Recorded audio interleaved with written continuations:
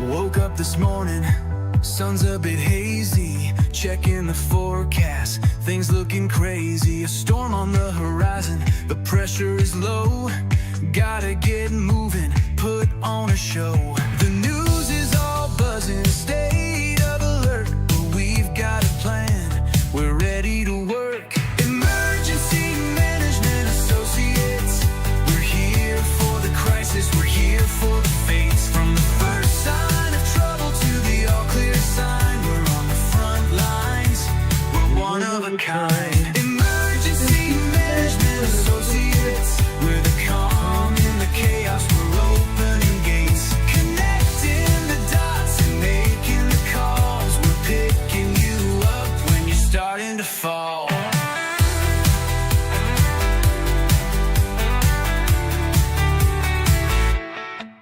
See a little fire or a rising flood, we're a well-oiled machine, we're running in the mud. From the city hall meetings to the rescue teams, turning worst case scenarios into hopeful dreams. We're training the people, we're stocking the gear, we're the team you can count on when trouble is near. Emergency Management Associates, we're here for the crisis, we're here for the fates. From the first sign of trouble to the all clear sign, we're on the front lines, we're one of a kind. Emergency Management Associates, we're the calm in the chaos, we're opening gates, connecting the dots and making the calls. We're picking you up when you're starting to fall.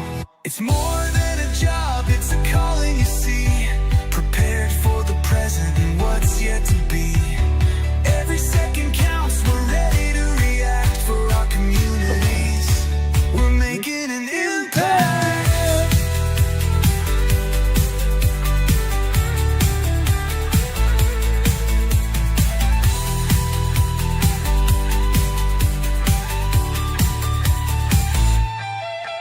Emergency Management Associates, we're here for the crisis, we're here for the fates. From the first sign of trouble to the all clear sign, we're on the front lines, we're one of a kind.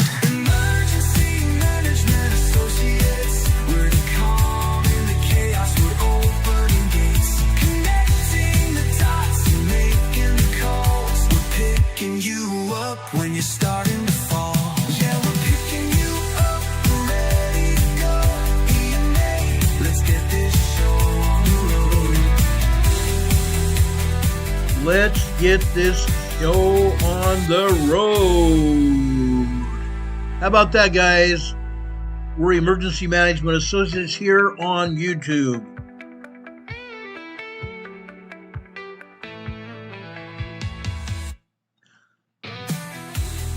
Emergency Management Associates, guys. We're here when everything goes bad. When things get bad, we're here to help all of you get through it. And that's what we're going to be talking about tonight, is getting through what's happening. Okay? So get ready, guys. If you're not already sitting down in an easy chair, do so. Before you do that, go get something nice to drink, a soda, a water, or whatever you like to drink to keep you refreshed and keep you happy. Go get it. Go relax. Sit down and watch and listen to this program. We have a lot of things we want to talk about tonight. Quite a few things we want to talk about tonight. I want to first acknowledge that, yes, we do have some earthquakes. We do have some earthquakes. I'm going to take down our banner here. I'm also going to take down our webcam for just a minute here. I want to talk about these earthquakes, okay? Excuse me. Sorry about that. I want to talk about some earthquakes, okay? Yes, we have some earthquakes. They are not huge earthquake. Excuse me. Sorry about that. We do have some earthquakes here, okay? Over here on the Kamchatka Peninsula, as you remember, over a month ago, we had a 8.8, 9.4 earthquake here. USGS called it an 8.8. I did my research. I showed you all the information that we had, and it was a 9.4 major earthquake, much larger than they said it was. Okay? Here on the Kamchatka Peninsula, even today, over a month later, we're still having aftershocks. Right here, okay? This is a 4.8 moderate earthquake here, okay? Right along the shoreline here. Over here for the southwest here, also on the Kamchatka Peninsula itself, this is a 4.4 moderate earthquake. Just almost southeast of there, directly southeast of there. This is a 4.4 earthquake here, offshore this time. Remember, 4.0s to 4.9s are called moderate earthquakes. Moderate earthquakes can do moderate damage if they're on land. Moderate damage if they're on land. Now, that means knocking picture frames off of walls, knocking books and knickknacks off of shelves, and also rattling dishes and plates and glasses in cupboards. Now, if the moderate shaking continues, that shaking can cause those dishes and plates to possibly fall out of the cupboards. That's how hard they're going to rattle. Okay? If it goes on for more than just a few seconds, it can cause some minor damage. Can cause, I shouldn't say even minor, it's going to cause moderate damage. Okay? But these are moderate earthquakes. In this case, this earthquake is offshore. The ocean waters have absorbed the shock waves of this quake.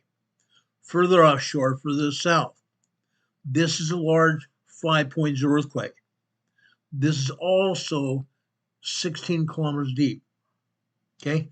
This is a shallow earthquake. Shallow earthquakes can cause large amounts of damage, usually if they're a large quake.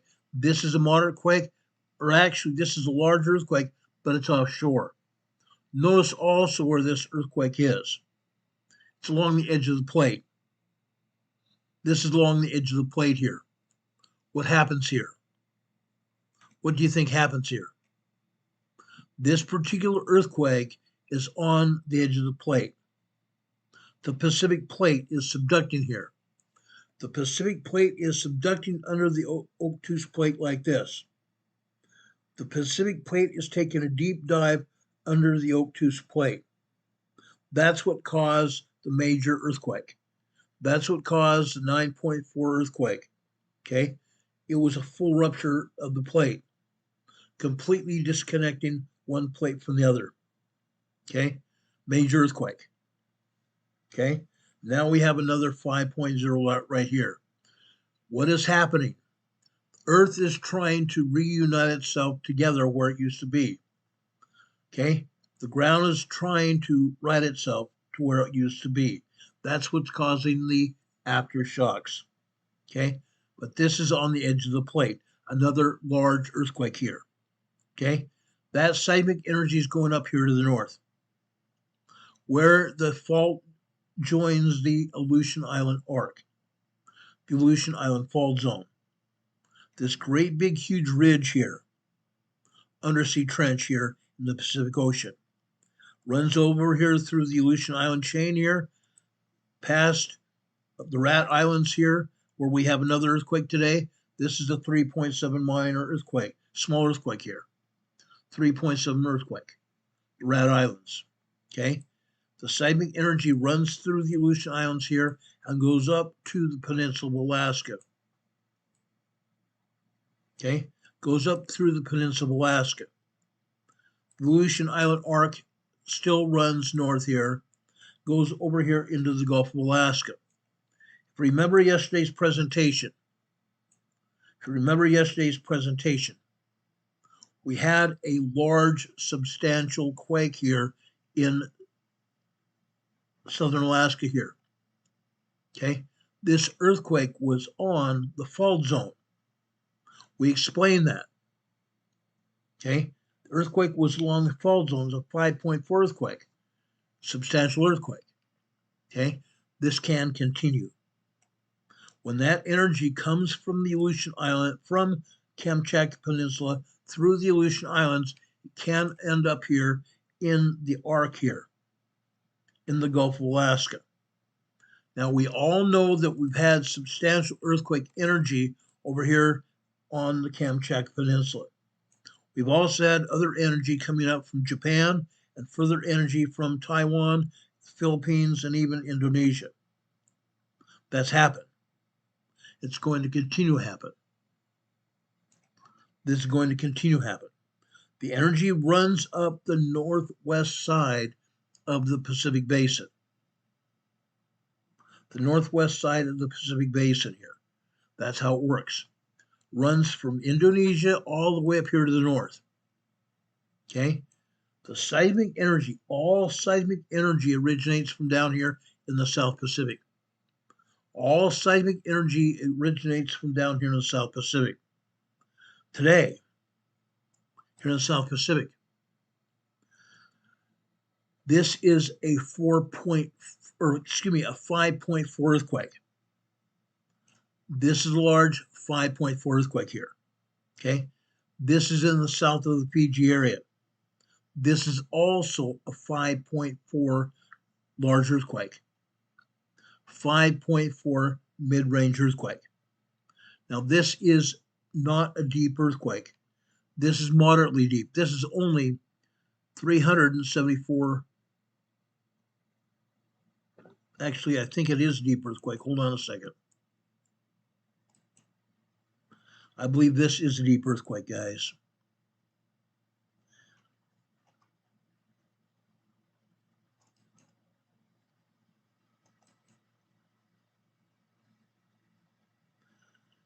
This is actually 528 kilometers deep. This is a deep earthquake. Okay? This is also a large earthquake. What does that mean? It's not good news, guys. This 5.4 earthquake is going to propagate a much larger, shallower quake. This 5.4 large earthquake is going to propagate a 6.6 earthquake. This 5.4 earthquake is going to birth a 6.6 earthquake, probably within the next 3 to 10 days. Yes, it could happen within the next 3 days, but it's going to happen sometime within the next 3 to 10 days. A very strong 6.6 earthquake. Okay? In fact, let me go over here to the depth to magnitude conversion chart here.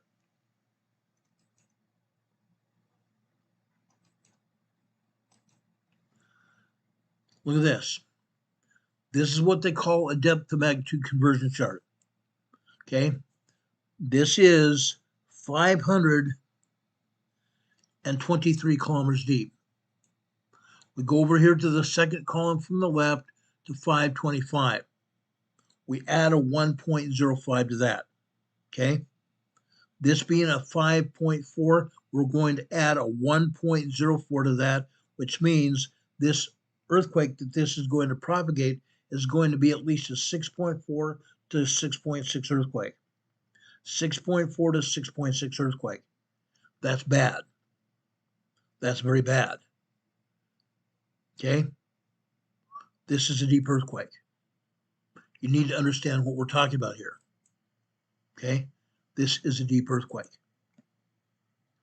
Now, with that said, this large earthquake that is going to propagate from this will hit either in this area or it could hit up here in Tonga, Fiji, Tonga, Samoa area here, where we have an earthquake 4.8 here that is a shallow earthquake.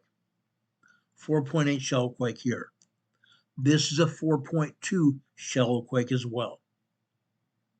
Okay, over here, Vanuatu.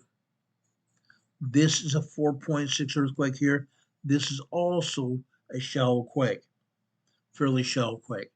But that 6.4, 6.6 is probably going to propagate either in this area, over here towards Samoa, Tonga area. Could be over here in Vanuatu where you see this quake. Could go over here into the Solomon Islands right here, or even into Papua New Guinea. Could happen over here in Papua New Guinea. But it could also happen that it could travel over here through the South Pacific here to Chile or Argentina. That would be very bad.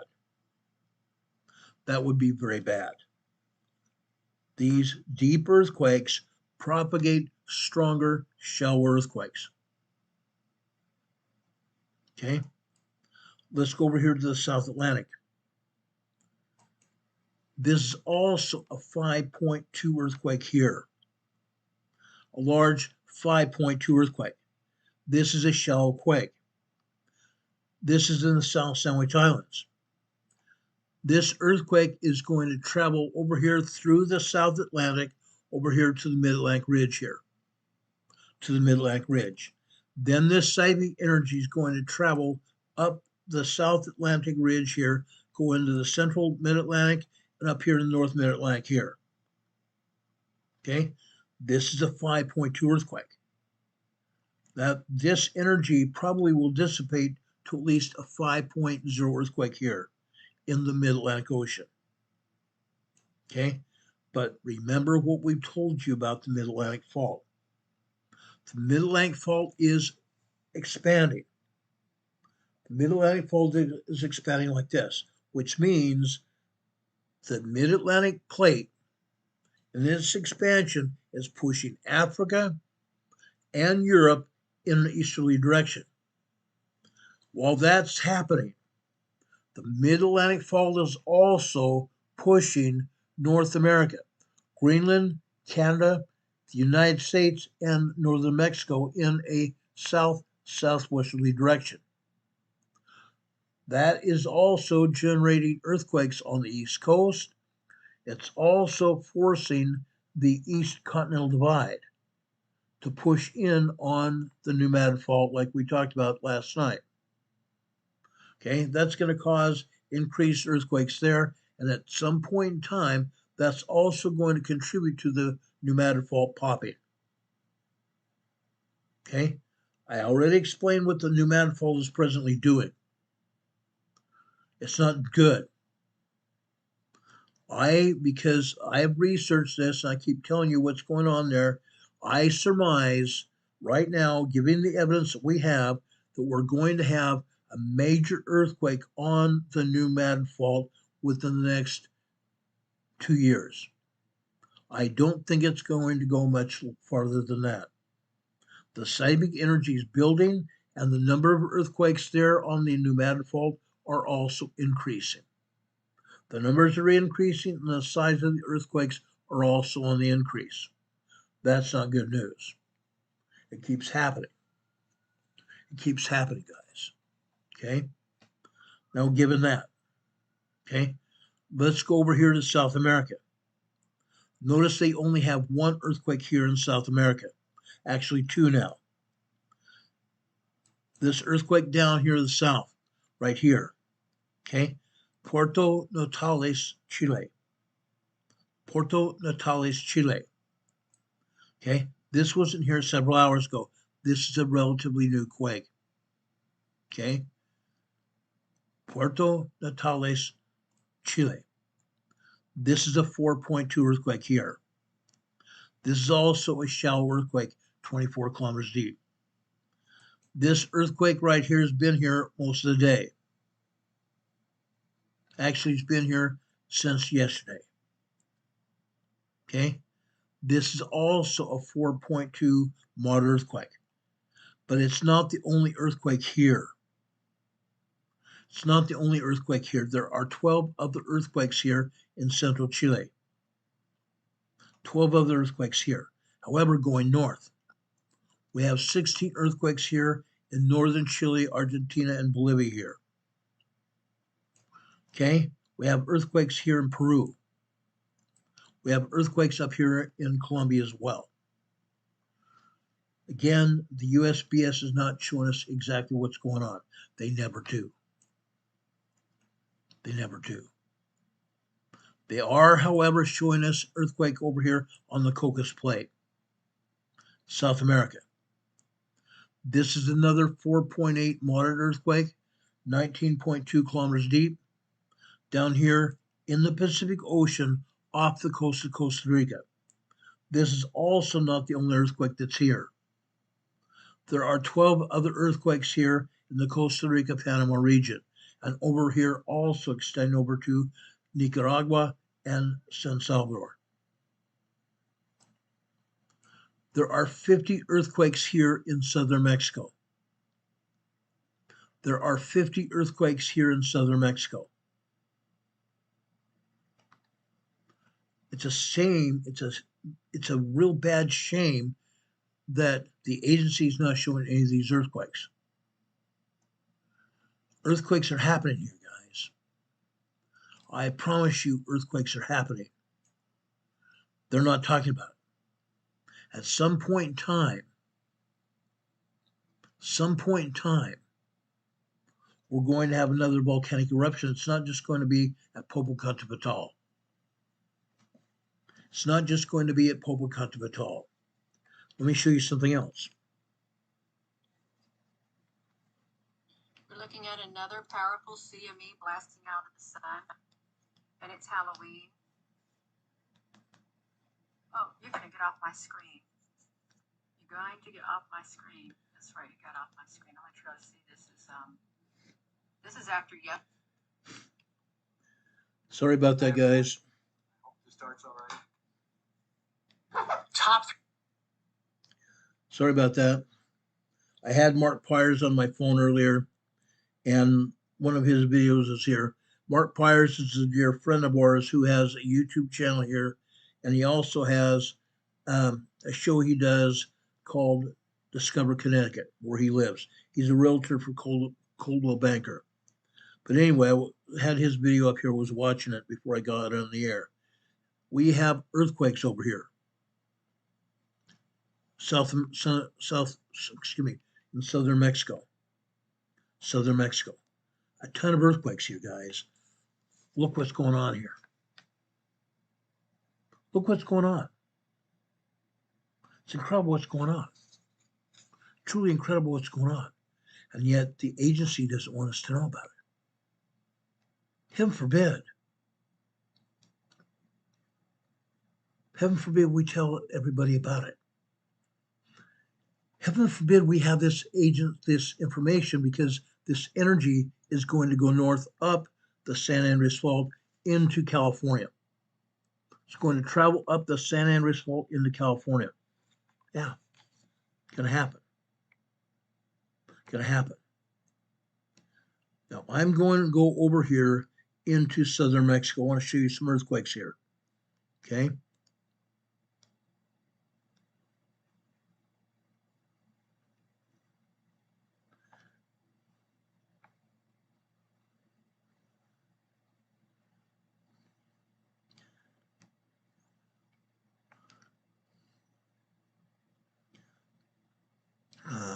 Just a second here.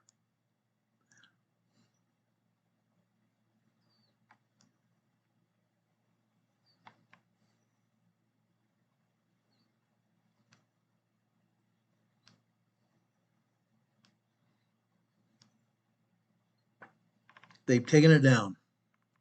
Even on my device, they've taken it down. We have a volcano over here in southern Mexico. And even the EMSC, who has this earthquake app, yes, it's called My Earthquake app. They had 20 earthquakes here at this volcano in southern Mexico. But now they deleted all of them.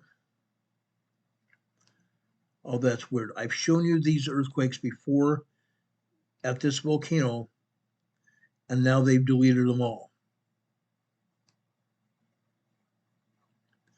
Well, that's bizarre.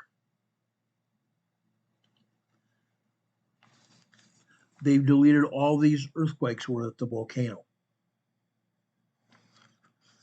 There were 20 some earthquakes there earlier. They're all gone. That's bizarre.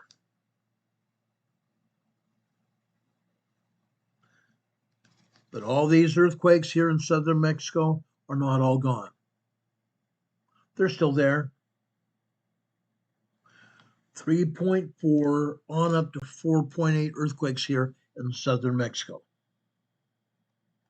These earthquakes are going north. And at some point in time, this energy here is going to go into California. It's going to go up the San Andreas Fault here in southern Mexico, all the way up into California. That's what happens. That's the way this energy flows here. Over here in Cabo San Lucas area, down here in Cabo, look at this. We've been having earthquakes here for a long time, for at least a month or so. 20 plus earthquakes down here in Cabo San Lucas area. 20 plus earthquakes here. Now, these earthquakes are just minor tremors for the most part, and occasionally 2.0 earthquake. San Jose del Cabo, this is a 1.4 tremor here. 1.4 tremor. Yes, yesterday they had 2.0, 2.4s, but basically we have this, for example, is a 1.6 tremor here. 1.6 tremor. 1.7, 1.5, 2.0 here. 2.0 earthquake right there. That area is shaking. This whole area is shaking, guys. Whole area is shaking here. Okay? Now it should be. It should be. This energy has been gathering here for quite some time. It's going to continue. It's going to continue until it gets up to Southern California. Then it's going to feed into the San Andreas Fault in Southern California. And that's what's going to contribute to the major earthquake in Southern California that's due any day now. It can happen anytime, literally anytime, day or night. And everybody needs to be aware of this. This is nothing that's going to go away.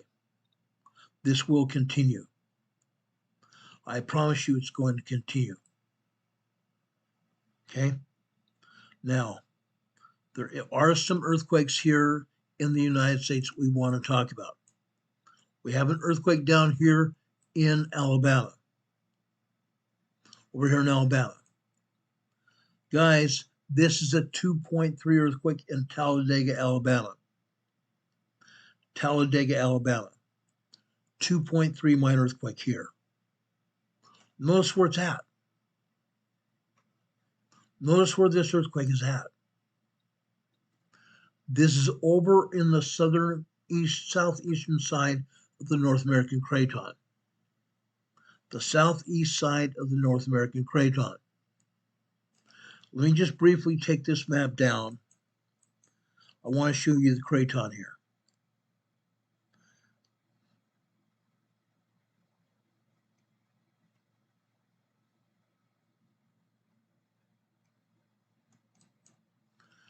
Okay, this is the North American Craton right here. Okay, notice where this North American Craton dips down. Over here in the southeast, Alabama. That is where Talladega, Alabama is, and that's where this quake is today. A 2.3 minor earthquake in Talladega, Alabama on the north or southeast side of the North American Craton. North American Craton, guys. Okay? So I've shown you that. There's a couple more things I want to talk about here, and then we're going to talk about emergency preparedness today. So hang in here with us, guys. This is going to be a great program, I promise you that. Let's go back here to the USGS map real briefly here. Okay, let's go right back here.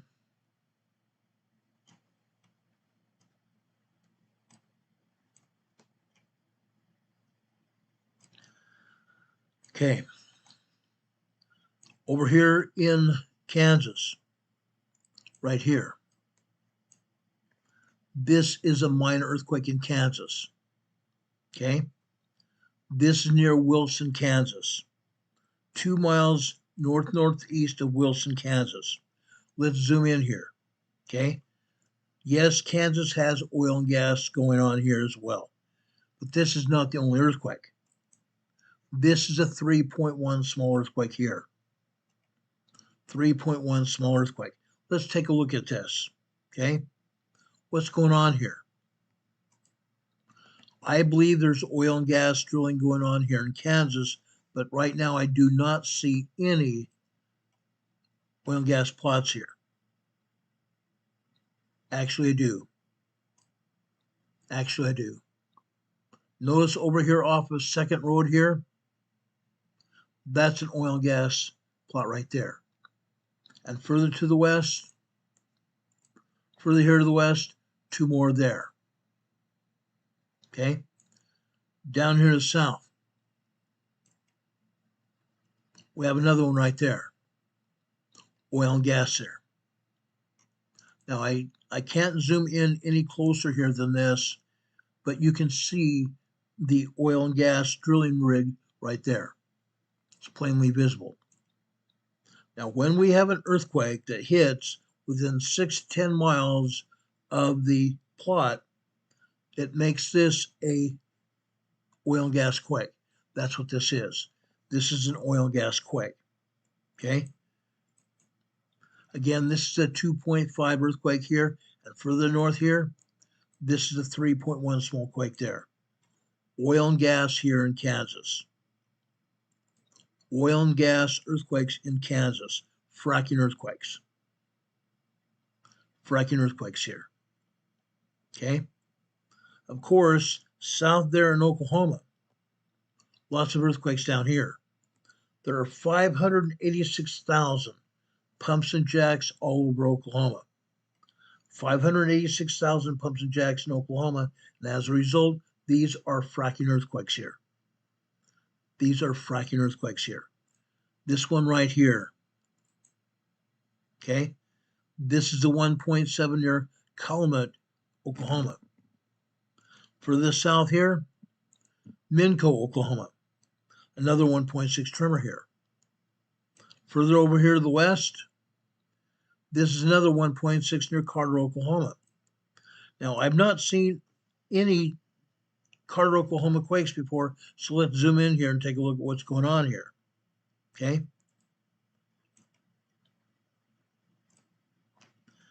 This is a 1.6 tremor here. This is also 5 kilometers deep, 2 miles deep here. Now, I don't see necessarily any oil and gas rigs here to speak of. I see some farmland here. I don't see any oil and gas rigs at all in this area. However, this might be a fault zone. It might be a fault zone. Under these rivers here, we see a river right here. This may be a fault zone underneath the river. Typically, rivers run along fault zones, over fault zones here. Okay, so this may be an earthquake at the fault zone. Okay, this is Carter, Oklahoma. Okay, we have more earthquakes here in Texas. Now, I have no idea how many pumps and jacks there are in Texas, but if Oklahoma has 586,000 pumps and jacks, Texas has 2 or 3 times that. I'm sure it's probably 2 or 3 times that. They have pumps and jacks all over Texas. And as a result, we have more earthquakes here, especially over here in southwestern Texas. We have a swarm of earthquakes right here, for example. Okay, this is a 1.2 tremor here near Midland, Texas. A swarm of earthquakes right here. Look at that. Right smack dab in an oil field. Right smack dab in an oil field. This is a 1.1 tremor. This is 1.2. This earthquake right here is 1.0 near Stanton, Texas here. Go over here to the northwest. This is 1.1. This is a 1.0 here. This is a 1.4. This is a 1.7. This is 1.4. Right here. You can't get any closer to pumps and jacks here. Right here is a pump and jack, and right next to it is a pond. What do they do here in Texas? They pump water down in the hole to extract oil and gas from the ground here. They send water here that's basically treated sewage down into the hole to extract oil and gas here. This is right next to the pump and jack right here, literally. Literally. Over here further to the west, this is 1.3. Over here, just to the northwest of that, just south of another pump and jack station here, this is a 0.6 microquake. And over here at the station itself, this is another 1.8 tremor here, Stanton, Texas, guys.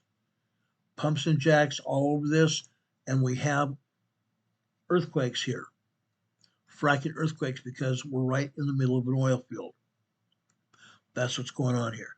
Fortunately for them, these are just tremors and microquakes, and nobody is being affected by those quakes because nobody can feel it. Those are very light tremors here. Very light tremors.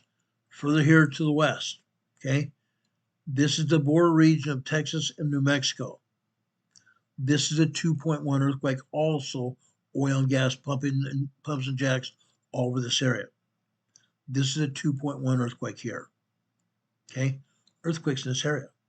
Literally all over. Literally all over. Okay? Earthquakes here in Southern California. That's going to happen. We just got through talking about earthquakes here in Southern California on Wednesday afternoon. Okay? Down here just north of the Mexican border. This is Holtville, California. There is a research center here at Holtville. Okay, it's called the Salton Sea Desert Research Station here in Holtville. There's a seismograph here. This is a 1.5 tremor here in Holtville, California. Over here to the northwest, this is El Centro, California. El Centro, California. This is a 1.5 tremor. But what they're not telling us, is that they have probably 100 or 200 tremors here in El Centro. They also have about 30 3.0, 3.5 earthquakes in El Centro every day. And I noticed Juanito coming into the chat earlier on during the beginning of our broadcast. Juanito lives here in El Centro. He feels these earthquakes. He's told us before that he feels these earthquakes when they hit. And these earthquakes are hitting all the time, every few minutes. So Juanito, please be safe. Please be safe. These earthquakes can quickly turn into a large earthquake. That's what I expect this is going to happen. Okay. Yes, we have 400 to 500 earthquakes here in the Imperial Valley every day. Every day. But we're coming to a time period where we're going to have another large 5.0, 5.5 earthquake here in the Imperial Valley. Now, I fully expect, again, I'm going to say this again and again and again until it does happen. Not because my saying it's going to make it happen. That's not going to happen. But I'm telling you that the San Andreas fault that comes through here is going to cause a 6.5 to a 7.0 earthquake here in this area, Southern California, Los Angeles, San Diego, and or the Imperial Valley. At least a 6.5 to 7.0 earthquake, and yes, it could go larger. It could go larger up to 7.5, major earthquake. Major damage. Major damage. It's coming. That's almost any day now. Calipatria. One more earthquake here in Calipatria today. This is the 1.8 tremor here in Calipatria. Calipatria itself has anywhere from 75 to 150 earthquakes here in Calipatria every day. 75 to 150 of those earthquakes happen here every day here in Calipatria. Every day. And yet they never show them. They never show them. They'd rather talk about tremors and microquakes and tell us the real truth. That happens. I've shown you this before. Now, Yes, we have earthquakes here in Southern California all the time. One more earthquake over here near Los Angeles. This is just over here offshore from Malibu, California. This is a 2.0 magnitude earthquake here on the shoreline, right next to the shoreline here in Malibu, California. 2.0 earthquake here. Okay. As I said, earthquakes happen here all the time. Yesterday we talked about earthquakes here in the Pacific Northwest. They're still happening. They're still happening. But there are a lot more earthquakes here than they're talking about. There are a lot more earthquakes here in the Pacific Northwest than they're talking about. Okay. One more earthquake before we go over and talk about preparedness here. Northern Idaho. Northern Idaho. This is near Kootenai, Idaho. Okay. USGS is calling this an explosion. Really? Explosion? I find it appalling that they would call this an explosion. My research since early this morning says this was a tremor. Now USGS is calling this an explosion. It's over here in a bunch of trees here. This is a 2.2 minor earthquake. This is a 2.2 minor earthquake. Unfortunately, the USGS doesn't even tell the truth. They don't know what the truth is. I'm truly appalled by what they're saying here. I'm totally appalled by what they're saying here. 2.2 earthquake here. Spontaneous combustus carnivorous. Exploding tree. Exploding tree here. Then the company is asking a question, what about the underwater volcano recently found off the west coast of Oregon? It's still there. It's not doing anything right now, but it could do it. That volcano off the coast of Oregon could explode, could erupt. Right now, it's not erupting at all. Don Patoga says, darn those gophers in Idaho. Yeah, I agree. Renee Sevi says, marmots protesting. That could be true, Renee. That's a good one. Marmots protesting. I've got to get Demon Catman to get me a meme saying that we have marmots protesting here causing earthquakes. That would be great. Spontaneous combustus explodus marmots. Spontaneous combustus marmots. That's great. Thank you, Renee. You made me smile. Appreciate that a lot. Anyway, guys, do you have any questions about earthquakes or anything else going on here? Rich Quake also has a channel here on YouTube. I encourage you guys to go over and take a look at it. He's reporting another earthquake here in the Indian Ocean. Let's go take a look at it. USGS is not even showing it. Rich is talking about a 5.9 very large earthquake in the East Indian Ridge. The East Indian Ridge out here. USGS is not even showing this yet. Let me check my EMSC map and see if they're showing it here.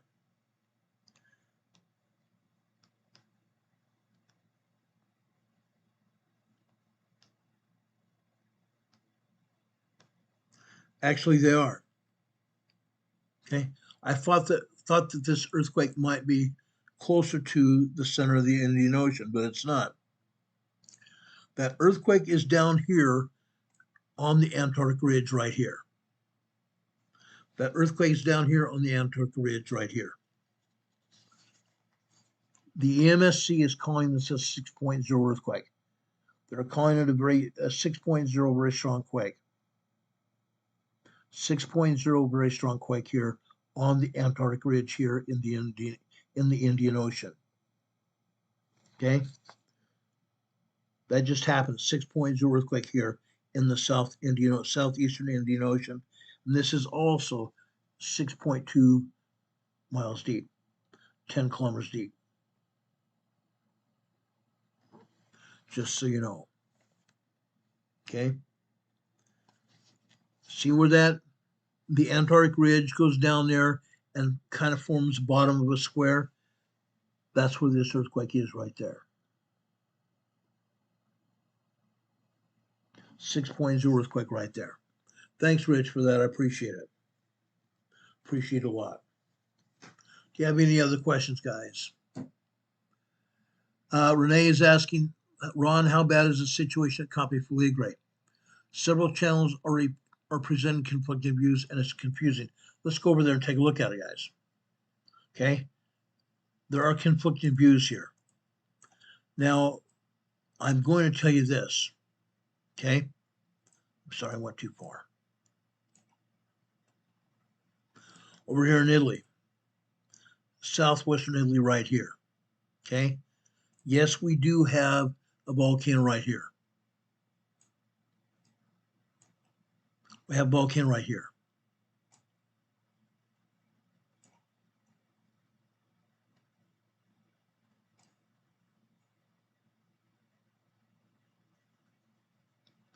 There it is right there. Okay, this is Vesuvius volcano. Let me go over here to my EMSC, the European map.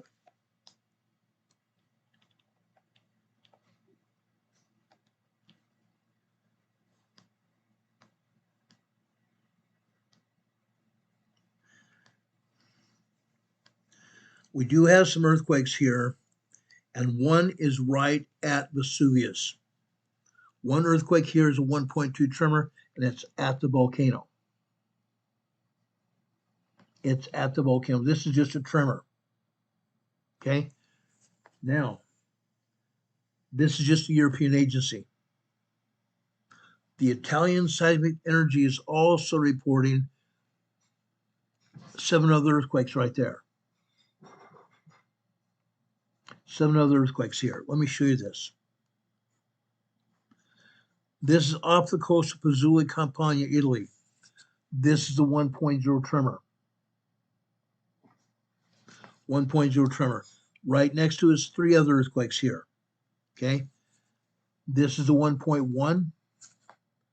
Right next to it here is another 1.0 tremor. 3 tremors right there.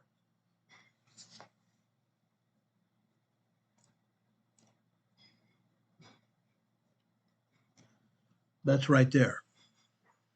3 tremors right there. Okay. North of there.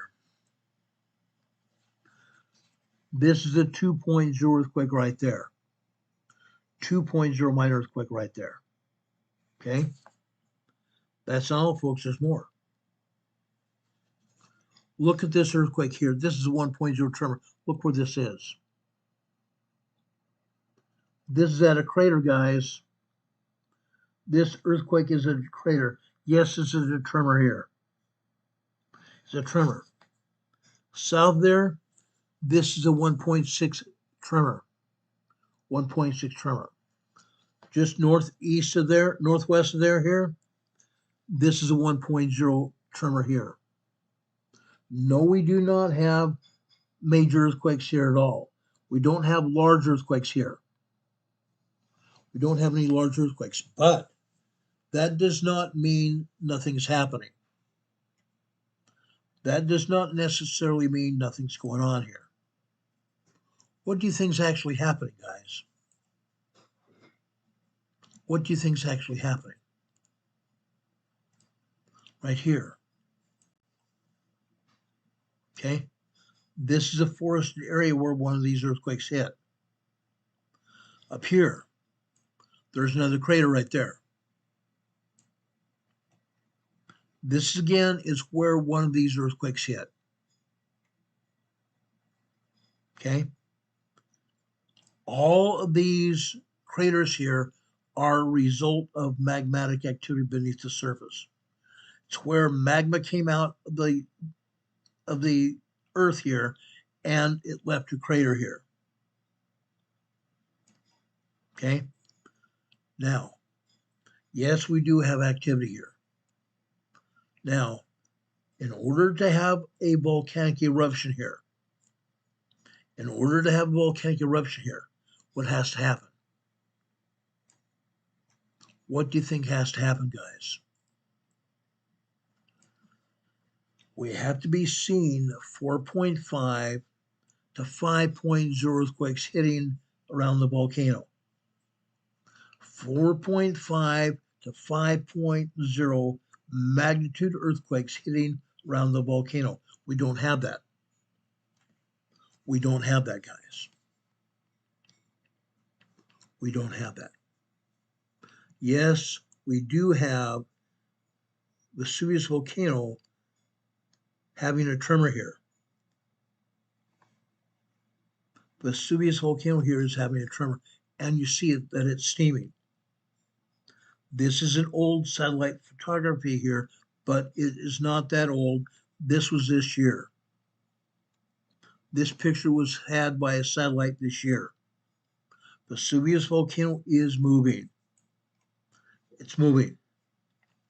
This is a 1.2 tremor here at the volcano. We don't have a bunch of earthquakes here. These are only tremors here. But they're literally everywhere. These tremors are literally everywhere here in southwestern Italy. USGS is not talking about it, unfortunately. But this whole area here is under earthquake watch. It's under earthquake watch. I will keep you informed about what's going on here. As I have said before, please do not believe everything you hear on the internet. I don't believe half of what I see and I hear. I even believe less than that when it comes to anything written down. I have to do my own investigation. Yes, we have earthquakes here. Yes, the level is up. Earthquake watch level is up. Vesuvius volcano has been showing signs of a possible eruption. Yes, it is possible, but until we get 4.5 to 5.0 earthquakes here happening at the volcano, it's not going to erupt. It's impossible. It's impossible because magma down here has to be hammering away at this volcano, and it's not doing that. It's not doing that. Renee, I appreciate you bringing this up. I really do. Because there is one channel in particular, I'm not even going to tell you which channel it is. It's not worth it. I'm not going to badmouth that lady. But what she's doing, she's trying to score points so she can get people here to watch her video so she get paid by YouTube. It's called clickbait. Don't go to a channel just because they have clickbait. It's not worth it. Not worth it. I will tell you when something's going to happen. I'm going to be honest with you. I'm not going to beat around the bush. I'm not going to have clickbait information put out there because I don't believe you have to do that. I'm going to continue to tell the truth. I'm going to continue on my merry way and show people what's exactly going on because I'm not going after the clicks. Yes, I would love to have 400, 500, 1,000, 5,000 people coming here to my channel every day. YouTube is suppressing my channel. YouTube is suppressing this channel. That's fine. I know I have people watching this program. I wish we had more. I wish we had a lot more. At some point in time, that's going to happen because I'm going to talk about what's happening when everybody else is making huge mistakes. Clickbait doesn't work. Never will. At some point in time, people are going to get tired of the wolf calling for fire, fire, fire. You can't shout fire, fire, fire in a crowded movie theater. You can't do it in a basketball arena. You can't do it at a football stadium or you'll be arrested. That kind of stuff is going on here on YouTube.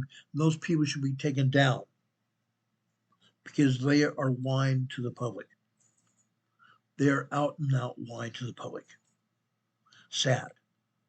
Sad. Even though the USGS is not showing anything, I just got through showing you there are tremors all around Cape Filigree volcano, Mount Vesuvius. It's moving. Linda Covington says there's too much AI on the internet. You're absolutely right. Just because we have AI doesn't mean it's the truth. That's the other thing. Everybody thinks that AI is going to tell us the truth. AI is only as good as the people who program the computer. Yes, they have computers that literally learn themselves, but they're not getting the true information at all. They're not getting the true information. It's made up. Okay? Yes, over here in Italy here, north central Italy here, we have earthquakes. 32 earthquakes here in north central Italy. Do you think USGS is going to show them? Heavens no. They're not showing the earthquakes down around the volcano. They're not going to show it here either. They're not showing any earthquakes here in Europe at all. None. They're not showing any earthquakes at all here in Europe, which is a fallacy. It's a fallacy. They're showing one measly earthquake here in Iran, right here. Actually, this is not Iran, but this is Iran here.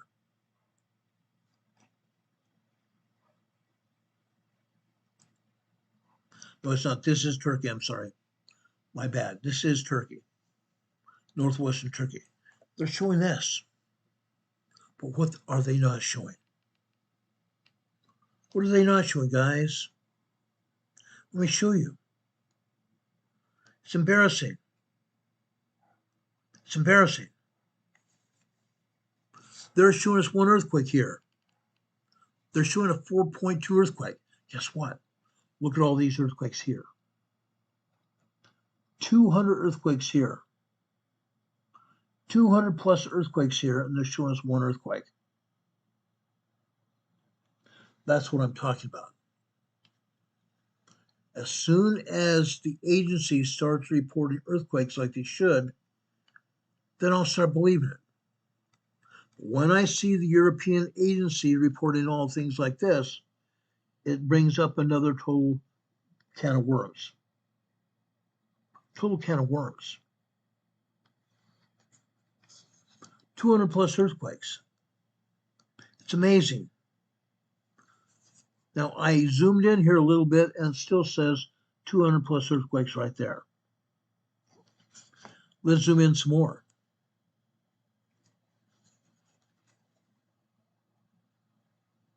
Now we are talking more like 400 or 500 earthquakes here. More like 400 or 500. Yes, here it shows two circles here with over 100 earthquakes there. The other places here shows 50 plus, 20 plus, 10 plus. Okay, all over here. Over 500 earthquakes in this area of Turkey. Amazing. Literally amazing. And the USGS shows us 4.3 here. Yeah. Look at this. Look at this. This is a 1.1 tremor here. 1.1 tremor. This is a 3.2 small earthquake. This is a 1.9, 2.0 earthquake there. Let's go further south of some of these larger circles here. 20 plus, 50 plus here. That's a 1.4 tremor here. Okay. This is a 2.09 earthquake. Yes, we do have earthquakes here in northern Turkey, northwestern Turkey. Granted, it is happening. This is a tremor here. Now, yes, over a month ago, we had a 6.0 earthquake in this area. The ground is still shaking. Major shaking going on. You cannot have at least 500 earthquakes in this area without having a lot of shaking. A lot of shaking going on. Again, the United States agency, the preeminent seismic agency of the world, is not even coming close to showing earthquakes.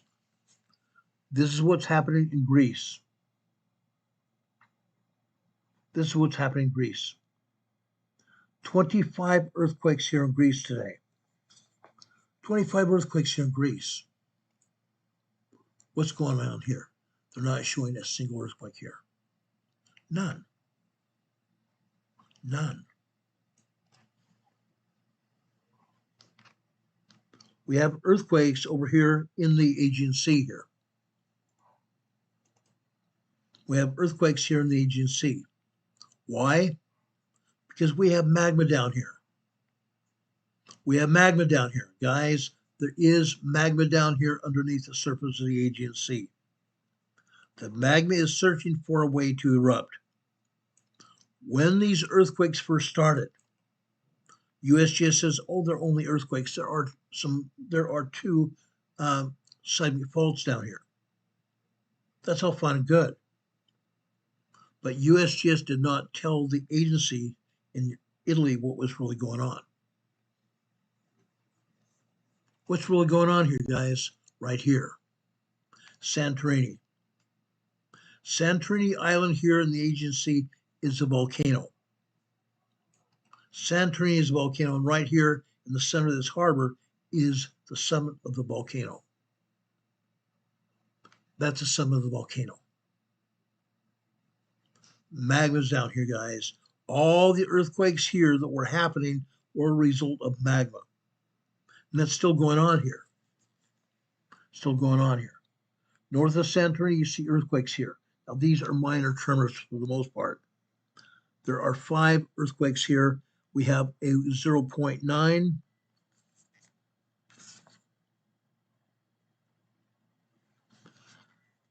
There is a 0.9 here.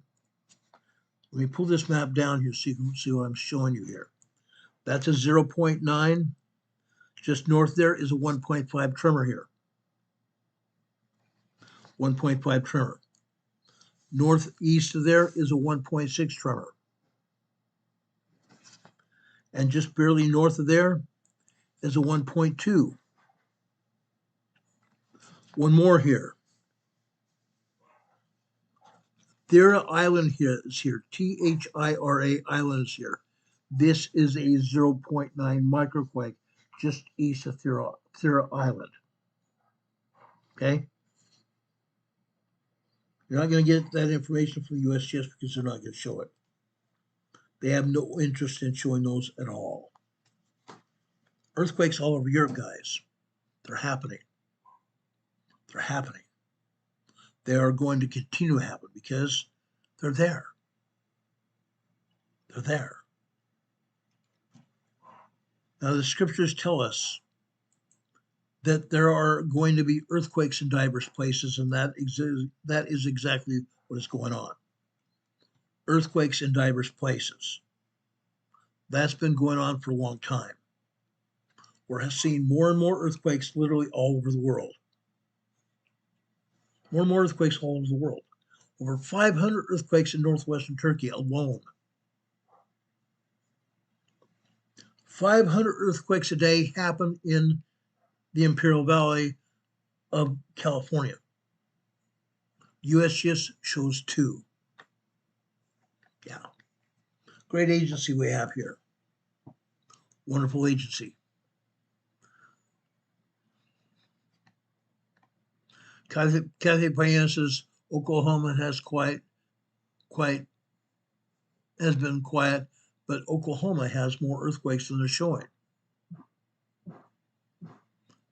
Kathy says, Ron, I like that hairstyle. I got my hair cut. A hair here, and a hair here, and a hair here. I got a haircut, guys. How about that? Anyway, guys, I want to talk about more things that are happening. Okay? What is tomorrow? Tomorrow is November 1st. What happens on November 1st? Nothing more than's been going on for over a month now. It's been a month since the Democrat Party here in the United States shut down the government. The Democrats are saying the Republicans shut it down because the Democrats were having a crying fit because the Republicans didn't want to spend our tax money on paying illegal aliens money to have health care and food. The illegal aliens should never have been coming here. Former President Biden and his administration opened up the border. President Trump is deporting more people now than ever before. President Trump is paying people to leave if they're illegal aliens, but people are staying. President Trump is saying no more, we're not going to do it. The Republicans in Congress, the Republicans and the conservatives in Congress are saying no more, not going to happen. But the Democrats are being crybabies in Congress. Oh, we want to pay the illegal aliens money. Oh, those poor people don't have anything. Really? They don't have anything? Let me play a video here for you. This video may be shocking to you. There's a lot more going on than they're talking about. There's a ton of things going on that they're not talking about.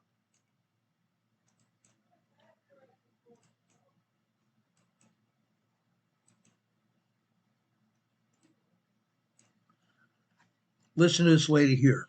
This is going to blow your mind. If you work at a grocery store and you know that the food stamps is not working in November and you see people stealing and you snitch, you deserve to die. And please follow me to That's crazy. That's crazy. Wow. I mean, that's insane. That is wow. But all I'm hearing, let's keep going. that motherfucking car. If you feeling motherfucking froggy, bitch, you ain't gonna make it back to your motherfucking position at that fucking Walmart store. I'm telling you. If they stop my food stamps, me and my man will be at the grocery store walking out with two big ass carts, and ain't bet nobody better do nothing because my man coming hard behind me, and it only take him one time to punch your ass. Okay, that's what they're saying, guys. I'm sorry for the vulgarity of these women, but that's what they're saying. It's all over TikTok and it's also all over YouTube. They're telling everybody that they're going to kick our butts. In Chicago, Walmarts in Chicago are closing tomorrow morning, not opening up except if people order food online and then they come to the store and pick it up. But you need to remember this. What's going to happen when these idiots see you loading food in your car? They're going to try to take food from you. They're going to try to take food from you. Fact. It's called the food stamp meltdown. Now, I had another person here. I had another video here that showed people, or one lady that said that she is getting paid $4,800 a month in food stamps. She has 7 kids. She's getting paid $4,800 a month in food stamps, and they want to cut her down $38 a month. They want to cut her down to $38 a month. She says she's not going to work a day in her life. She had kids so she could live off the government. Yeah. Saying that she's going to live off the government. Incredible. Deborah Lira says, I'm using a credit card. First time in my life, used a credit card. That's to buy food. Something's very wrong. I totally agree. Something is very wrong. But these people that refuse to work, these same people that have been living off food stamps, these same people telling us that they had children so they wouldn't have to work a day in their life. Yes, that's what they're saying. Now, you just heard a woman tell you, and me and everybody else, that she and her man are going to go into Walmart or anywhere else and carry baskets worth of food. And if we try to stop them, or the store tries to stop them, or the police try to stop them, that her man is going to beat those people into the ground. Yeah, that's what's going on. These people are disgusting. These people are disgusting. Now, what I want to tell you now is you may need to prepare. You may need to prepare. Okay? Today is October 31st, day after Halloween. If you decide to go to the store, go to the store and get those things that you need today. Don't wait till tomorrow. Don't wait till Sunday or Monday or Tuesday. I personally do not shop on my Sunday. My Sunday is the Lord's day. Yes, I understand there are people that say Saturday is the Lord's day. You can say whatever you want. Okay? My Saturday or my Sunday is Sunday. Okay? But it doesn't really make a difference at this point in time. I don't shop on Sundays. Never do. Unless there's absolutely some emergency dictates that I shop on Sunday, I don't do it. Now, what I've been asking you all to do for years now,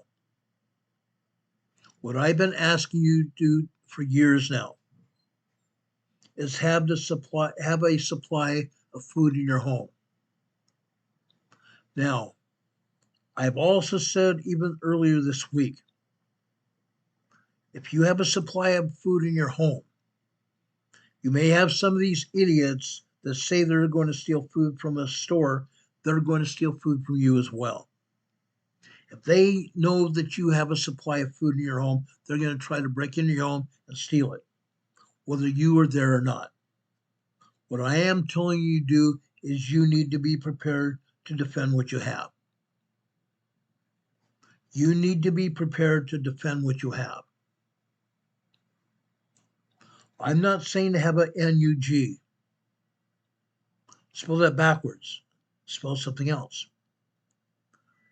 I'm not saying get a nug or get seeds for your nug.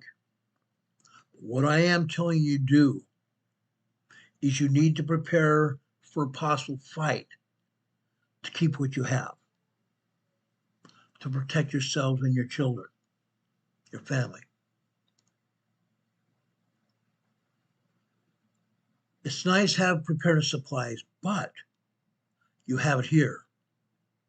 It would be a real shame if something happened.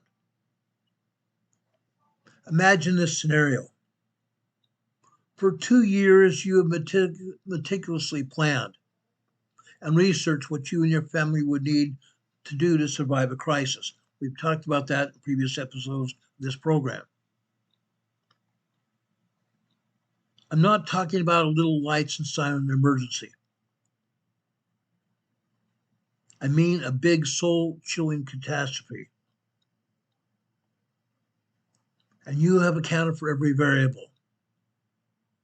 You've anticipated every pitfall, allowed for all contingencies. You've calculated how much food and water and ammo and medical supplies you and your family and friends need to persevere and to survive and protect yourselves. Every conceivable tool,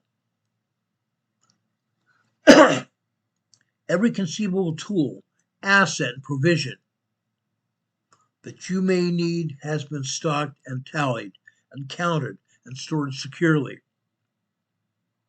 You're as ready can get materially. Know, if you imagine, if you will, that all these supplies disappear. Imagine if all these supplies suddenly disappear. Imagine the blood-curdling, clammy fear, the choking despair that you'd feel. Imagine how much worse it may yet be if this were to happen before or in the immediate aftermath of a crisis event. What I'm talking about tonight It's a possible crisis event that could happen as a result of these liberal idiots raiding stores, raiding your neighborhood, raiding your home. For all of your clever planning and studious preparation, you may have forgotten to protect the things that are part and parcel of what you have. Part and parcel of your challenges as survival. Protecting what you have. Be honest. We've just imagined ourselves valiantly but grimly driving off a roving band of looters, hell-bent on taking what's yours.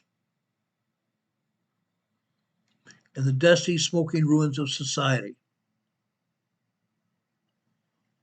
It's all right. It's a common thought among preparedness people. And indeed, that is the exact situation in part of what I'm talking about right now. Protecting what you have. Now, if you don't think it will happen, you're probably going to be sadly mistaken. But it is the other less dramatic occurrences that are waiting to strip you of what your carefully stocked stash that you have. You're just waiting to be stripped of what you have. Things like simple theft, pestilence, spoilage, and simple mishaps or accidents. Now, I'm not going to talk about every different situation. I'm not going to talk specific circumstances necessarily, but I want you to get to thinking about it. Because we have these roving bands of dirtbag nobodies that may be trying to steal food or your supplies from you or your home. How do you prevent anyone in a million chance of taking what you have? Much of it is if you are engaged in proper locating and preventive maintenance of the items you have. What happens? Your method and location of storage will dictate to some degree how much or little upkeep and preventive measures you will be instituting.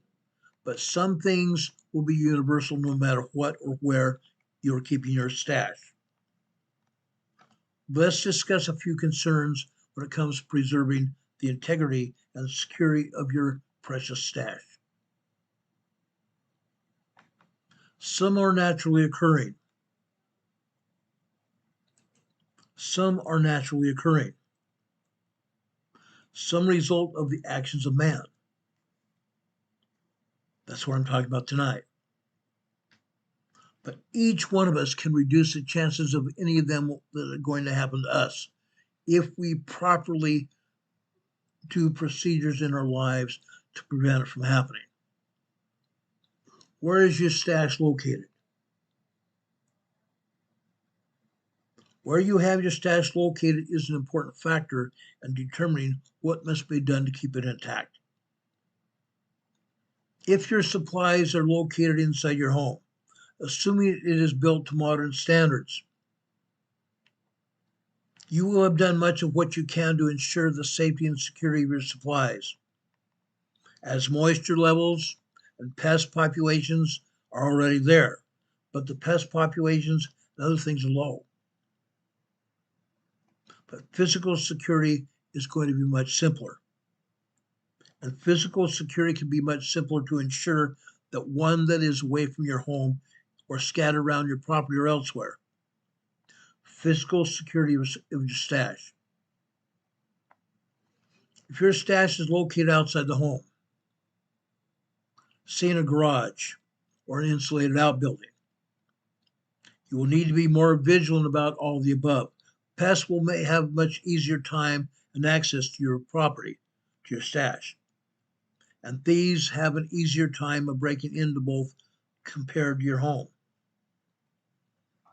If items are located outdoors, for whatever reason, either under a simple shelter or perhaps even being buried. Assuming that you've invested in the most appropriate containers for storage, and infiltration by water and pests will be a major concern. Larger four-legged raiders like raccoons will become a problem for some. If you don't actively protect what you have or completely hide it from anyone else that could happen by to steal it from you. If you decide to bury your supplies in one or multiple caches, the location you choose will be of paramount importance for both security and accessibility of your stash during an emergency. Now, you might want to locate one or all of your stash in one place or separate places. You might choose one or all of those as escape routes. Burying your stash alongside of a roadway, burying it along your exit of your town where you live in, or burying it in a spot where you're planning on going to. Okay? That is a consideration here. Okay? But if you're going to travel along a specific route and you decide to bury your food or whatever you have in a hole alongside a major roadway, the chance of it being consumed or taken by someone else is a greater possibility if you have your stash buried in a field right next to a roadway. You need to take pains to perfectly conceal your supply location, and you need to take pains to eliminate any evidence of your activity. Erase all landmarks or anything that would identify your location as a signal to any passerby that location might possibly be someplace where they might want to be, or take what you have. Now, while not likely, if your cache is buried deeply or well concealed in normal times, you must anticipate things like floods or other disasters, or even the shifting earthquakes, perhaps revealing your stash.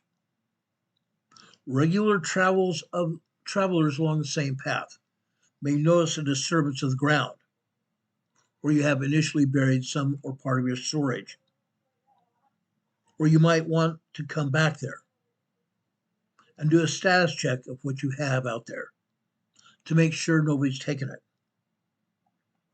If you decide to bury your cache in an open area, especially one that is easy to dig up, metal detecting enthusiasts might easily discover it. As a rule of thumb, locate your cache, locate your storage well above the water line and out of regular flood-prone areas. You must take precautions, all necessary kinds of precautions, not to positively locate your stash along some coordinated landmark area, because someone else might see it there, especially if you put up some kind of landmark sign or a stick where you've got it buried. They're going to come out there saying, why is this stick here? They might do some nosing around and find your cache. Then it's going to be gone. You need to keep your cache well away from the beaten path. Be careful. Be careful. Give it some thought. Give it some thought as to landmark location. Now, you might use your phone for GPS locator, GPS coordinates. That's all fine and good. But what happens when your phone signals goes down? What happens when you no longer have cell service? Your GPS locator on your phone is not going to be any good to you unless you have a separate GPS receiver. Then you might be able to still find your stash. Okay? The other thing, things like trees and plants are comparably easy to destroy. Trees and plants can be destroyed. One thing that I learned a long time ago that comes into play here. One thing I learned a long time ago when I was a police officer, I went through homicide investigation class. This applies to all of you as well, okay? The homicide investigator that was teaching the class said he had a crime scene that was inside a house on the second floor of the house. He and his partners locked up the house thinking that they could finish their investigation the next day. So they locked it up. Guess what happened? Guess what happened? The tree that was right next to the house, the side of the house, was gone the next day. Someone came out and dug up that tree and took it away. They took all the bushes off the property. All the bushes that had been located near the house were now gone. So all of a sudden, he had no more landmarks that he could go to try to help him solve the crime. What happened there at that house? Yes, it happened to be a murder situation. The crime scene had been destroyed because they let it be destroyed. They did not properly protect the crime scene. Why am I talking about this? Because your stash that you have hidden someplace could be your scene you need to protect. Could be your property that you need to protect. Okay? Now, as we possibly have all seen, many people buried a lot of things all over the earth. Many people buried things all over the earth. What happens when somebody else tries to find their property? And all of a sudden they have a metal detector and they find yours. And they take everything that you worked so hard to hide. So hard to hide for you and your family. Okay? Something else. You might want to also try burying it in your backyard. That's probably one of the safer places you could put it in. Your backyard. In the forest or fields off your evacuation route. Forests or fields off of your evacuation route. Take great care in precisely recording its coordinates. Also think of this. How about an accessible sewer? What if that sewer line ruptures and then all of your area around your stash has been flooded with sewage? Not a good thing. As I said earlier, large four-legged raiders like raccoons, prairie dogs, possums, bears, and other animals could dig it up. That might become a problem for some people. If you are not actively protecting what you have and completely hiding it, anyone who happens by could steal all that you have, all that you've counted on, all that you've labored a long time for, and all of a sudden it's going to be gone. Think about that. Let's talk about something else. Deadly disease, mold and spoilage of the product, your food. One of the primary threats that your supplies might have, preventing natural decay. Preventing natural decay. Expiration and contamination from pests. Expiration and contamination from pets, or pests, P-E-S-T-S. That's a never-ending chore. But this is something that must be done. Regarding pests and mold, depending on where you live, environment and storage conditions will be a major concern or even a small concern. Simple spoilage and expiration of your supplies is constant no matter where you live. Pests comes in many forms. Pests come in many forms. From exploratory nibbling of mice, rats, other vermin, to infestation from hundreds of kinds of insects. We have tons of those here. All that can ruin everything you have. All of those things can ruin your foodstuffs, either by breaching the sealed packaging or breaching the inside of it to contaminate your product, your food. Prevention is another matter of knowing your enemy and employing suitable countermeasures. If it's mice and rats and other rodents, if you detect those or you suspect those might happen, then you need to reconsider where you put your foodstuffs. You need to very seriously reconsider where you're going to put your food. Okay? Also consider this. How about taking an inventory of your area where you are planning on storing your foodstuffs in the ground or in an outbuilding?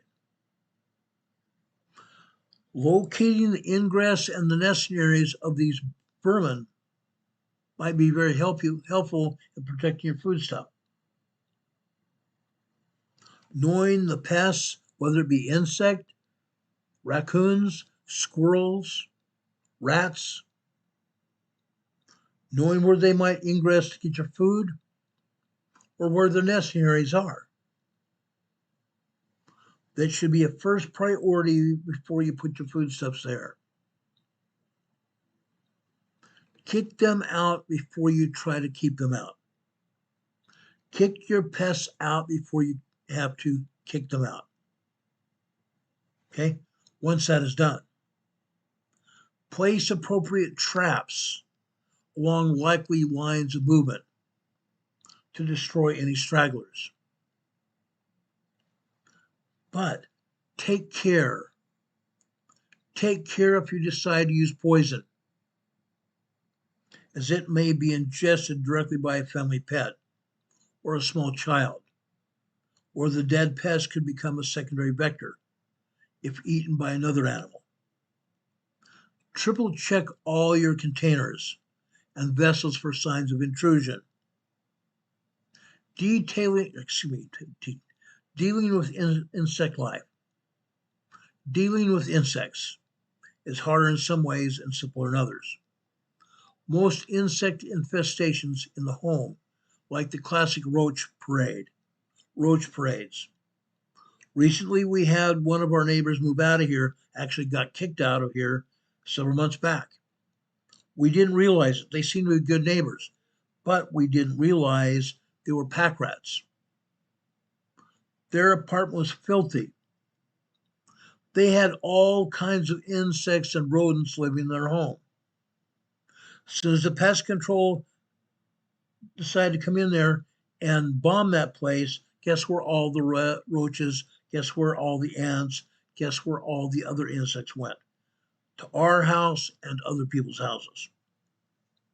As a result, I think I told you several months ago, we had to take everything out of our cupboards, store it up on tables, on furniture, and everything else, and protect it. Our dishes and plates, everything we drank out of, had to be rewashed.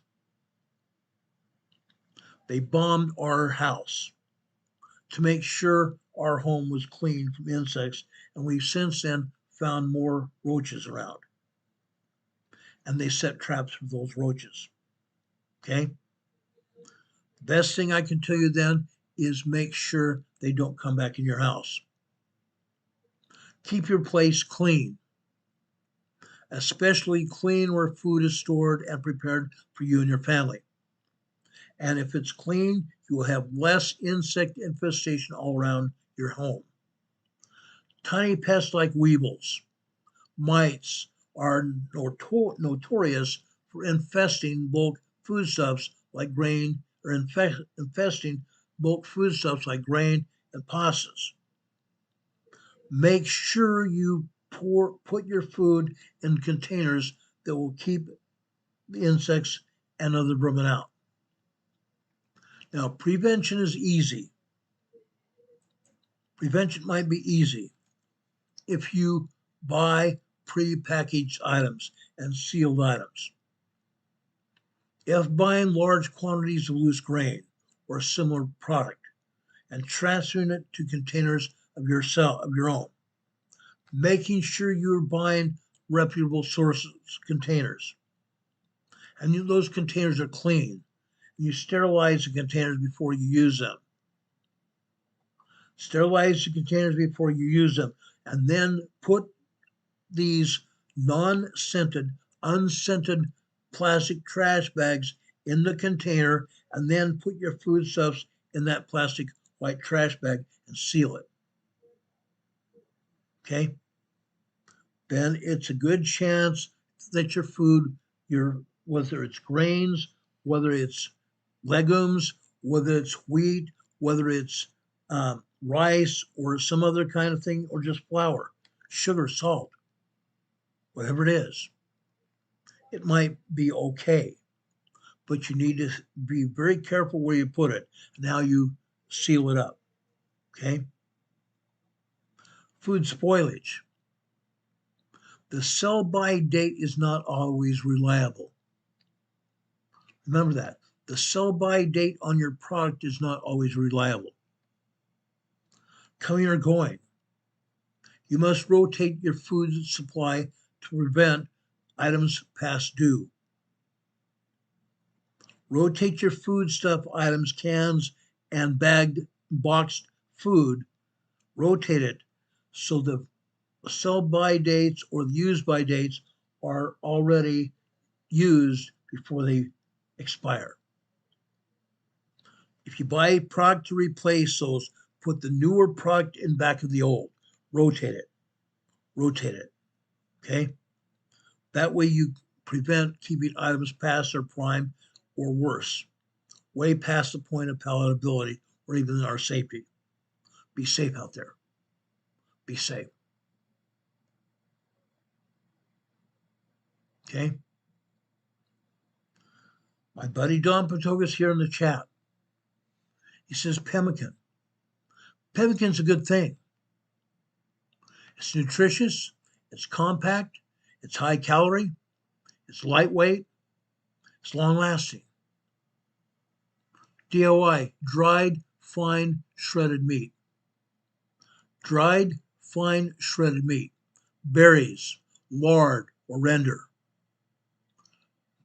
Pocket portable soup making pemmican. Pocket portable soup from making pemmican. Consider that. Okay? Now, Carlos R. 195 said in the chat says, work out, you may have to carry a bunch of stuff. You might. We talked about that before. Okay? Now, while I've been talking about this, okay, it's a great case to stock items in formats that you might enjoy on a regular basis, as you can be drawing older stock from stores to cook with or eat, and then replace it with fresh foodstuffs every time you go to the grocery store. What I recommend is when you use a product, replace it the next time you go to the store. Use something and replace it the next time you go to the store. Again, put the newer product and back of the older product on your shelves. Okay? Now, if you think you can open up a 7-year gone can of tuna or stew and chow down with no consequences, you may be in for a long night and a very rude awakening. Okay? Don't think that you can open a can of tuna that's 7 years out of date. If you do, you may be poisoning yourself. You may be poisoning yourself. Don't do it. You've been warned. You've been warned. Okay? Mold and rot can also affect things besides food.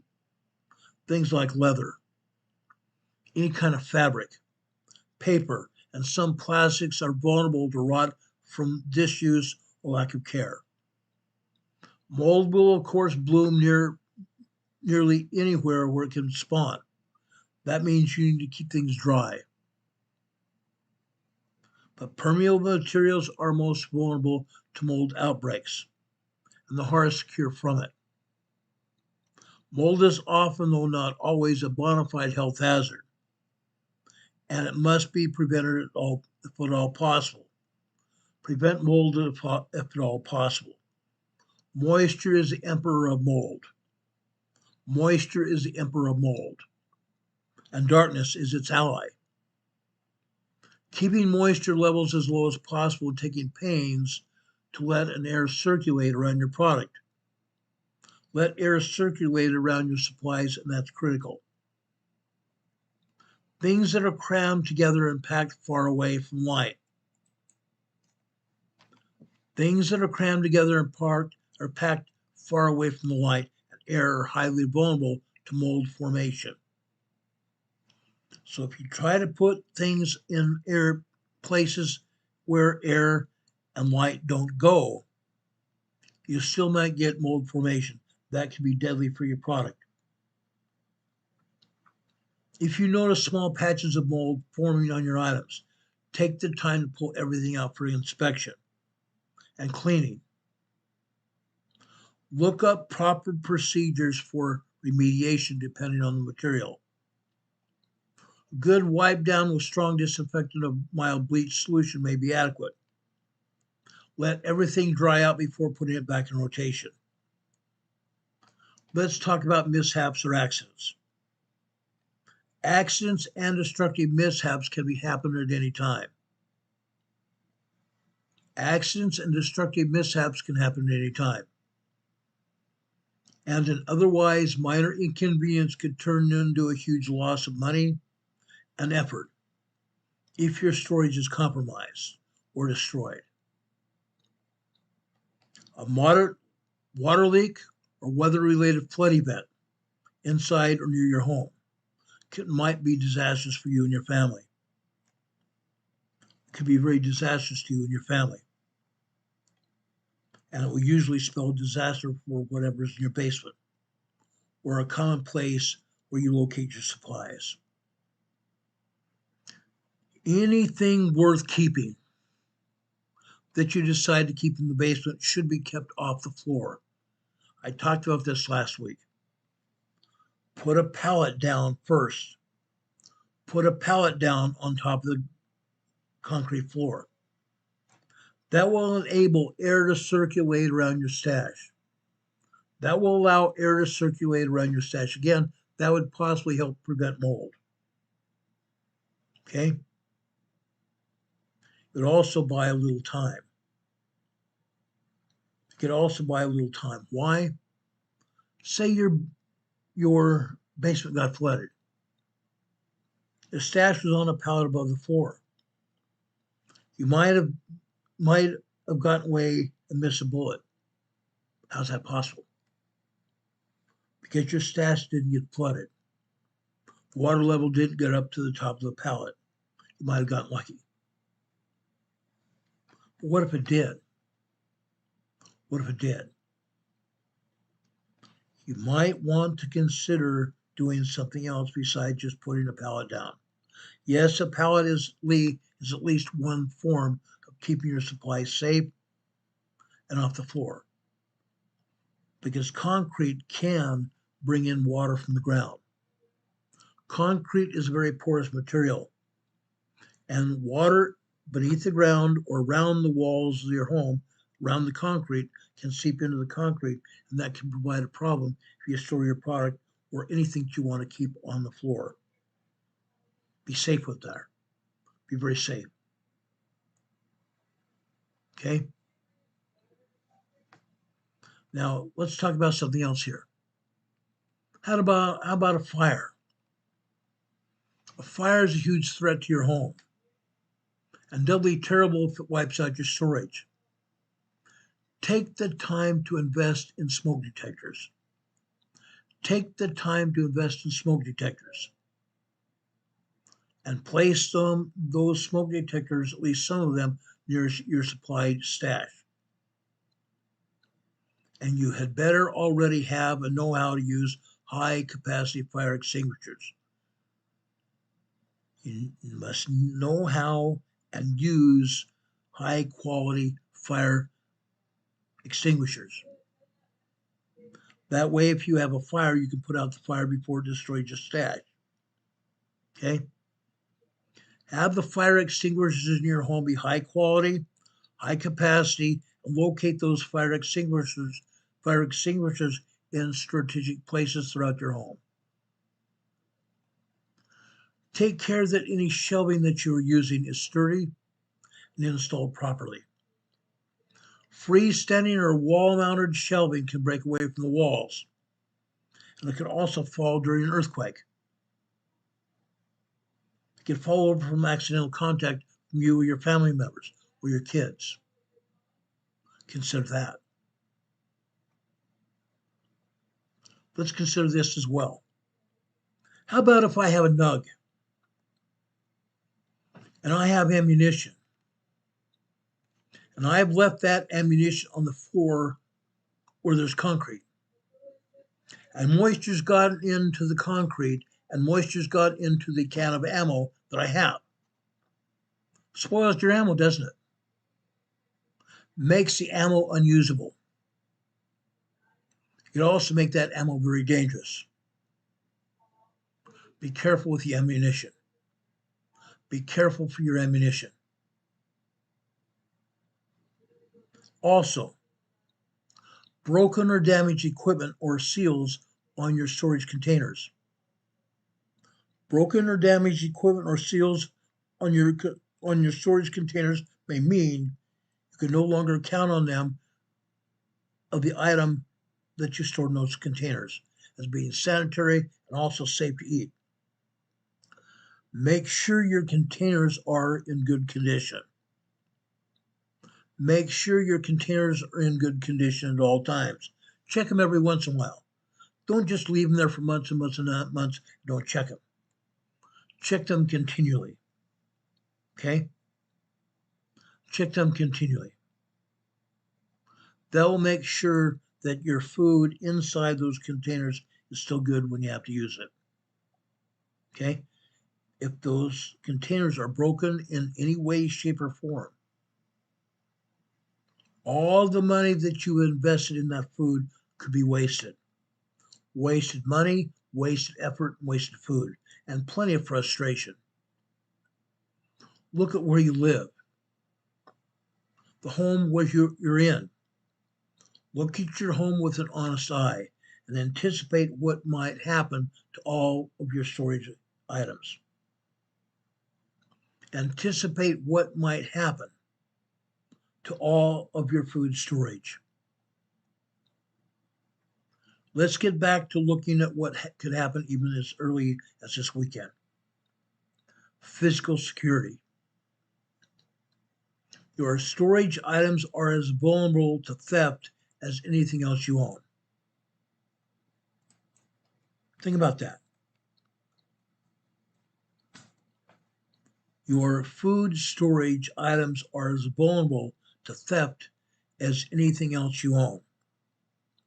The only question is whether or not a thief determines that those things are worth taking. A common burglar in normal days may be looking for things he can turn in for money because he wants that instant money to buy drugs. I've seen it before. So food items, clothes, most tools will not be easily targeted. Most likely not targeted. But you would better believe things like guns, ammunition, generators could be on the hit parade. Loss or destruction due to ransacking your home will, of course, be a concern. Sadly, your home storage may be targeted for theft, especially if these marauders that I just got through talking about earlier could happen. Crisis after crisis could happen. Some criminally enterprising crook, and possibly someone you already known on social media, could be here and take what you have. These crooks are not your friends, but they might be a friend or a friend of a friend, or even a relative of a friend that's talked to you and you've told them certain things about you and your home and what you have. Be very careful who you talk to. This is the precise reason that I take security of what I have very seriously. This is the precise reason that I take very careful consideration of what I have here. You must think about the security of your home and everything you have in your home, including your food storage and emergency supplies. Be very serious with this. It is no one's business but yours. And people you trust beyond all others may talk or mention the presence of your storage in the presence of a wrong person, who then that same person might employ a little open source intelligence and then gathering more information about your home and plan a theft when you reasonably don't even realize it. They can put a pin on a map pointing your home as a place to raid when the end comes. The same people that I talked about in the beginning of the program could plan a raid on your home just because you talked to someone else, a relative or a friend of a friend. Then all of a sudden your home might be where they put a pin on a map and come looking to raid your home. Something else that I'm not always good enough. Something else that I'm not always good enough at. Trusting yourself. Trusting yourself to keep your mouth shut. I tell all of you what I am doing because I'm trying to set the example for you on what you should be doing to protect yourselves and your families during an emergency. It is impossible to determine how far a careless mention can travel. Keep your preparedness lifestyle to yourself and off social media sites. If you are participating in forums and blogs like this one here, learn how to plan and plan your plan. That's great. Take great pains to protect yourself and your family and your home. Take great pains to protect your family and your home. Sure, it's great to meet new and like-minded people, especially ones in your area that you may be able to mutually find aid with during an emergency. You might have them for emergency contacts. But don't forget that scumbags across the globe utilize forums to gather knowledge. Scumbags around the world utilize forums to gather knowledge. And that is gathering to preliminarily target your home or business. Treat information as a precious commodity. Treat your information as a precious commodity here.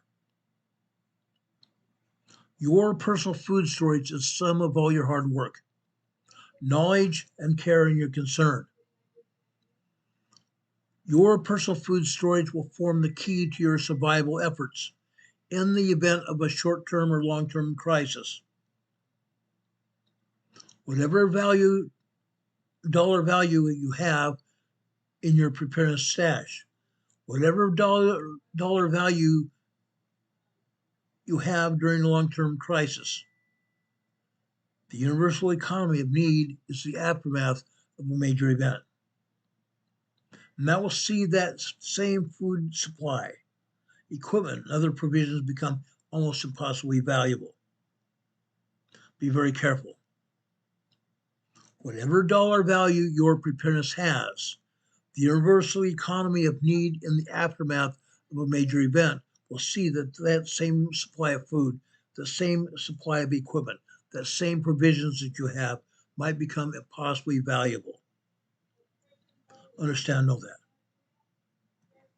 For that reason, You must take the time to look forward. Take the time to look inward as well, instead of ahead, and ensure the safety and ensure the security of your supplies. Ensure the security and safety of your supplies that you've accumulated in order to make sure it's intact and ready to supply you and your family against whatever hostile world you may find yourself living in.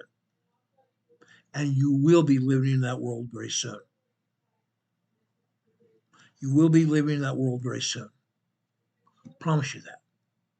That's why we're having this discussion tonight. Be safe out there. Know what you have and take great pains to protect you and your family. Do we have any questions? Do we have any questions?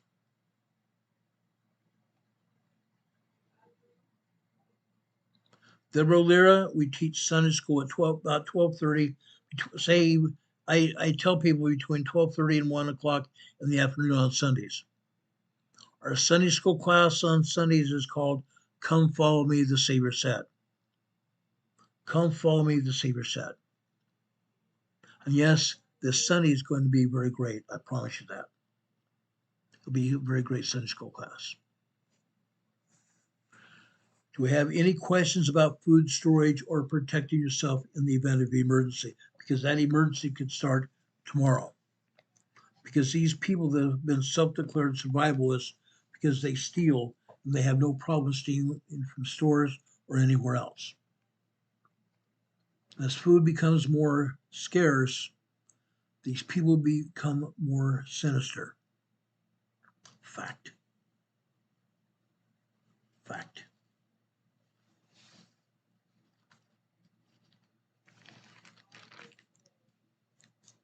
Does anybody have any questions about anything we said?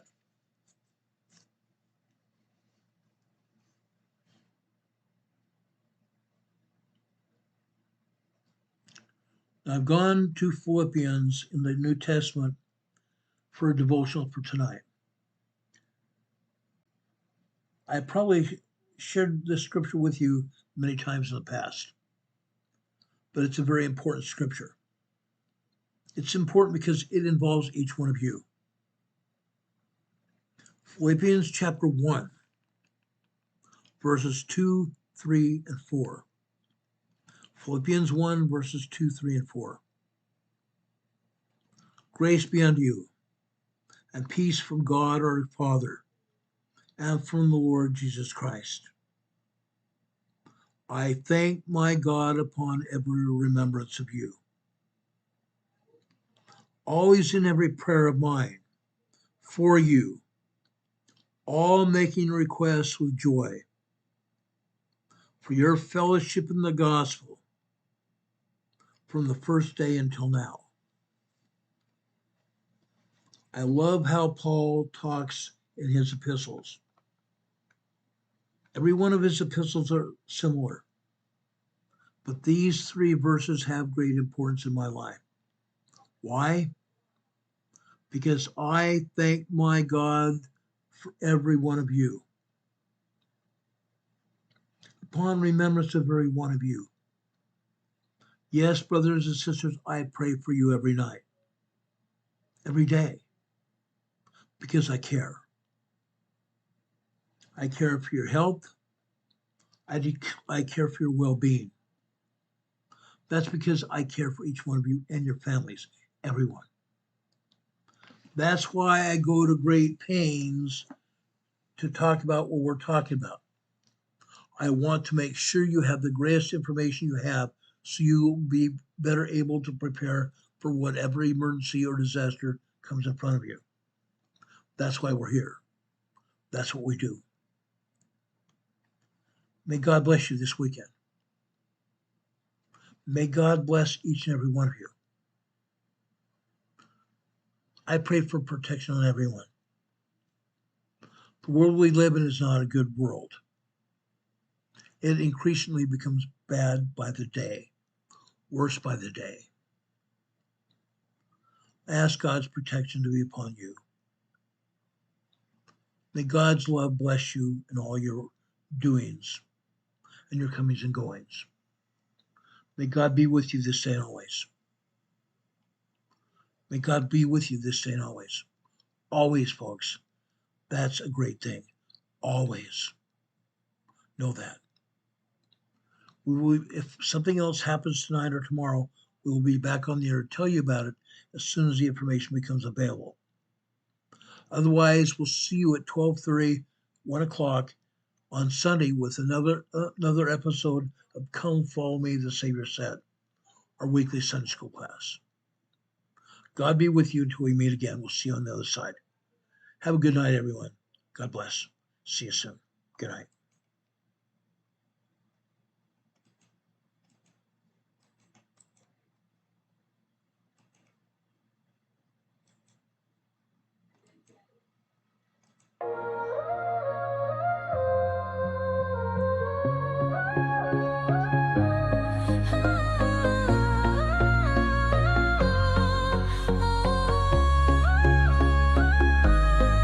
Here at Emergency Management Associates, we're dedicated and true,